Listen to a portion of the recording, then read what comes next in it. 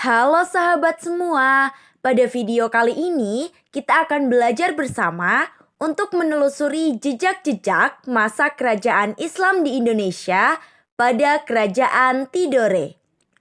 Eits, jangan lanjut dulu.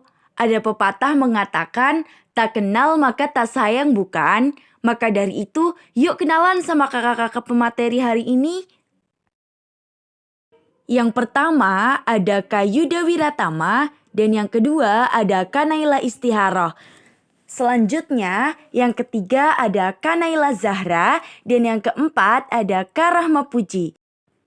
Nah oke, karena sudah kenal kita lanjutkan materinya yuk.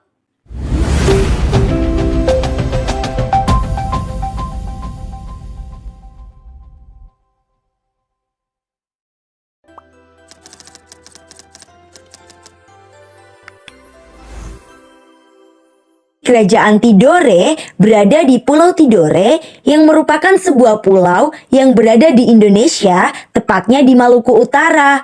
Pulau ini terletak di sebelah barat Pulau Halmahera dan letaknya sangat dekat dengan kota Ternate. Selanjutnya, mari kita bahas asal-usul dan pembentukan Kerajaan Tidore. Jadi sahabat sekalian, Kerajaan Tidore sendiri didirikan sekitar abad ke-13 oleh seorang tokoh yang dikenal dengan nama Muhammad Nakil, yang merupakan salah satu keturunan langsung dari para penguasa Tidore sebelumnya. Dan menurut tradisi lisan serta beberapa sumber sejarah, Muhammad Nakil ini menerima pengaruh Islam melalui interaksi perdagangan dengan para pedagang Muslim dari Arab, Persia, dan Gujarat yang sudah mulai datang ke wilayah Maluku pada saat itu.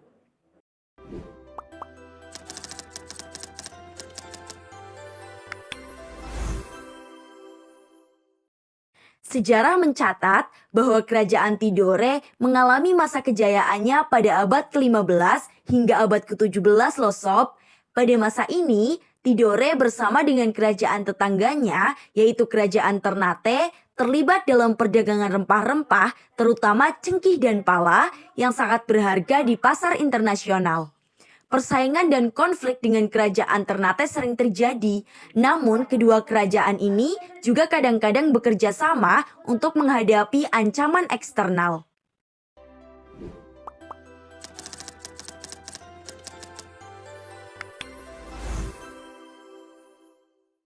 Nah, perlu diketahui nih sahabat semua bahwa kedatangan bangsa Eropa ke Indonesia seperti Portugis, Spanyol, kemudian bangsa Belanda membawa perubahan yang besar loh bagi kerajaan Tidore.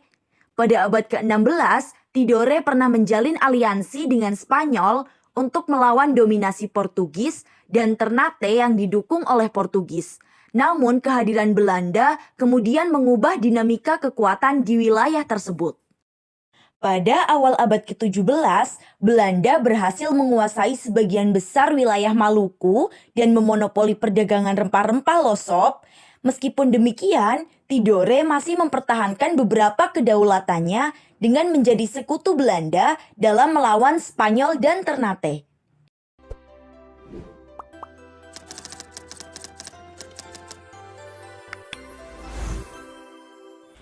Pada abad ke-18 dan abad ke-19, pengaruh dan kekuasaan kerajaan Tidore mulai menurun seiring dengan meningkatnya dominasi Belanda di wilayah tersebut. Namun, kerajaan ini tetap eksis hingga masa kemerdekaan Indonesia. Mengenai kondisi Sultan pada masa akhir kerajaan adalah Tidore. Salah satu sultan yang memainkan peran penting selama masa transisi ke kemerdekaan Indonesia.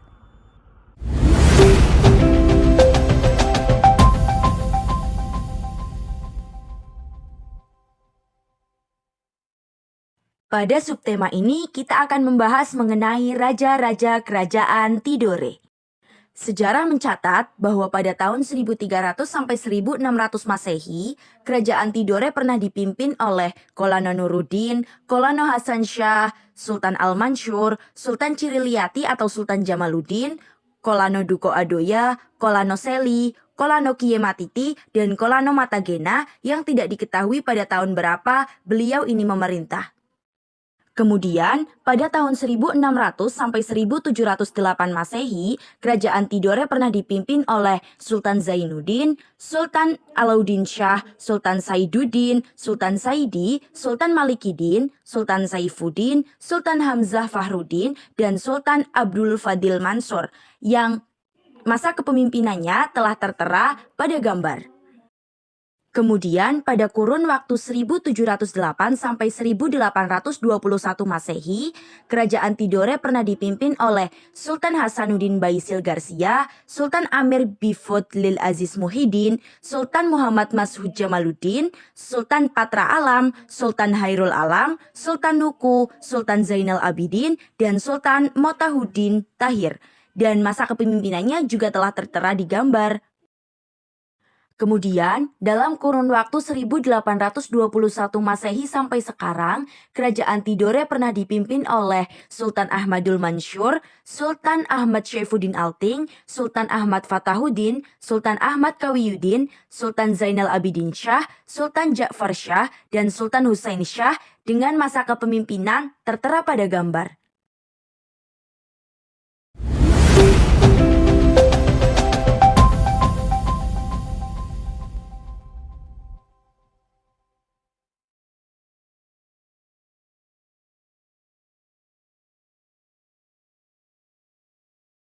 Aspek yang pertama yaitu sistem pemerintahan.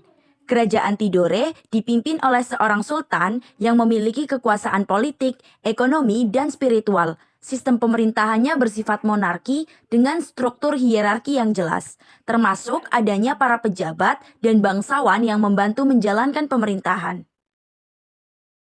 Kemudian, aspek yang kedua yaitu aspek ekonomi. Ekonomi Kerajaan Tidore sangat bergantung pada perdagangan rempah-rempah, terutama cengkeh dan pala yang menjadi komoditas utama. Tidore menjadi salah satu pusat perdagangan penting di Kepulauan Maluku dan menjalin hubungan dagang dengan pedagang dari berbagai daerah, termasuk Eropa, Arab, dan Asia lainnya. Aspek yang ketiga yaitu aspek budaya dan adat istiadat. Budaya Tidore kaya dengan tradisi dan adat istiadat yang masih dipertahankan hingga kini. Upacara adat seperti pelantikan sultan, perayaan keagamaan, dan ritual adat lainnya memainkan peran penting dalam kehidupan masyarakat.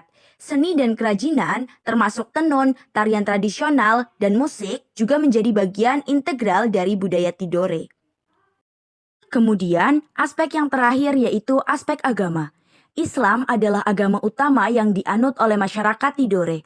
Penyebaran Islam di Tidore berawal dari kedatangan para pedagang Arab dan semakin berkembang dengan dukungan para sultan yang menjadikan Islam sebagai agama resmi kerajaan.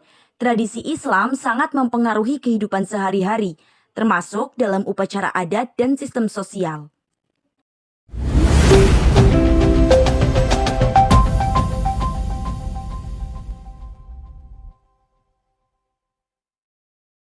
Selanjutnya, kita akan membahas mengenai peninggalan kebudayaan Kerajaan Tidore. Peninggalan yang pertama ada berupa lukisan Pulau Tidore pada abad ke-17 Masehi yang terletak di dekat Pulau Moti, Pulau Mare, dan Pulau Mitara. Peninggalan yang kedua yaitu berupa lukisan Pulau Tidore pada abad ke-17, tepatnya 1613 Masehi, yang memperlihatkan keramaian aktivis di perairan Tidore dan kepadatan pemukiman di pesisir Pulau Tidore yang digambar oleh Artus Gijsel. Kemudian peninggalan yang ketiga yaitu lukisan tentang kondisi fortifikasi Mareko dan Murtao abad ke-17 Masehi. Peninggalan yang keempat yaitu Benteng Tore yang terletak di Siasio, Tidore, Kota Tidore, Kepulauan Maluku Utara. Benteng ini didirikan pertama kali oleh Portugis pada tahun 1578 di bawah kepemimpinan Sancho de Vasconcelos. Peninggalan yang kelima yaitu Benteng Tahula.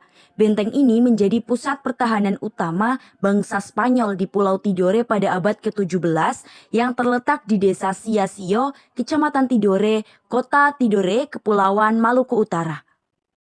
Kemudian peninggalan yang keenam yaitu artefak koleksi Kesultanan Tidore berupa stempel kesultanan bertuliskan huruf Arab pada masa kerajaan Tidore. Kemudian, peninggalan yang ketujuh yaitu naskah Bebeto. Naskah yang berisi perjalanan penguasa Tidore dalam penyebaran Islam dan perluasan kekuasaan di kawasan Teluk Waruseram. Peninggalan yang kedelapan yaitu artefak alat yang digunakan untuk ritual debus pada masa kerajaan Tidore. Kemudian peninggalan yang kesembilan yaitu sisa-sisa struktur sebuah bangunan yang diduga bekas kedaton kerajaan Tidore di Desa Toloa, Kecamatan Tidore. Kemudian peninggalan yang ke-10 yaitu Benteng Ome. Benteng ini berada di sekitar lokasi situs Mareko yang keadaannya kurang terurus saat ini dan jejaknya sudah mulai hilang satu persatu dan memudar akibat terabaikan. Peninggalan yang ke-11 yaitu sisa struktur Binteng Romeo di Desa Rom, Kecamatan Tidore. 12 yaitu sisa struktur Benteng Cobo di Desa Toloa, Kecamatan Tidore. Kemudian yang ke-13 yaitu sisa-sisa dari struktur perbentengan yang ada di situs Mareko. Sekian pemaparan materi mengenai Kerajaan Tidore yang dapat kami sampaikan. Sampai jumpa lagi di video selanjutnya.